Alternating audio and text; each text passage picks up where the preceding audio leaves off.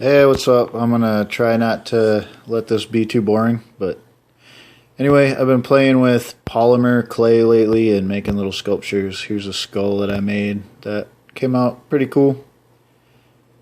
Not very anatomically correct, but anyway, I'm trying to make some copies of it, so I bought this little cheap mold kit from Hobby Lobby and made this mold box using a paint tube, empty paint tube. I learned after making the mold that you should not pour the silicone stuff directly onto the mold. You should pour it off to the sides so that as it builds up it can flow into the little eye holes and stuff.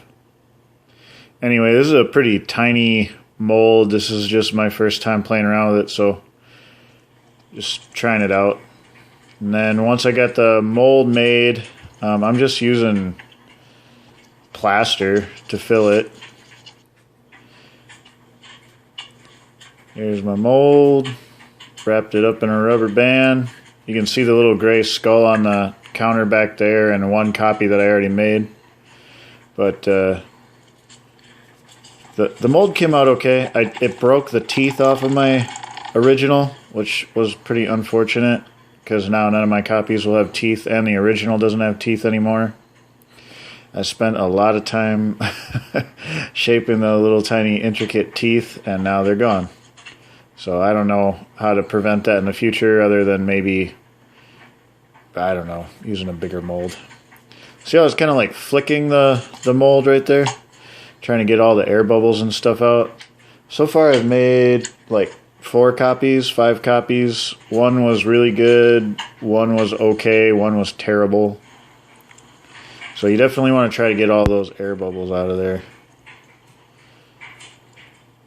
Anyway, once you pour the plaster in, just wait like an hour and pull your mold apart.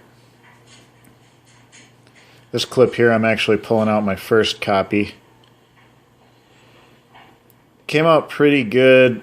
You'll see here in a second once I get the mold off. I'm not really sure what I'm doing at this point, but you can see right there, came out okay, but some of the details like in the nose and under the nose didn't really work out too well.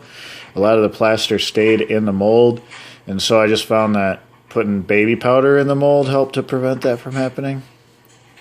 And most of my other copies came out better than that. But there's the original.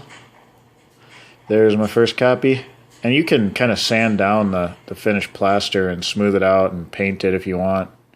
All kinds of cool stuff. I don't know what I'm going to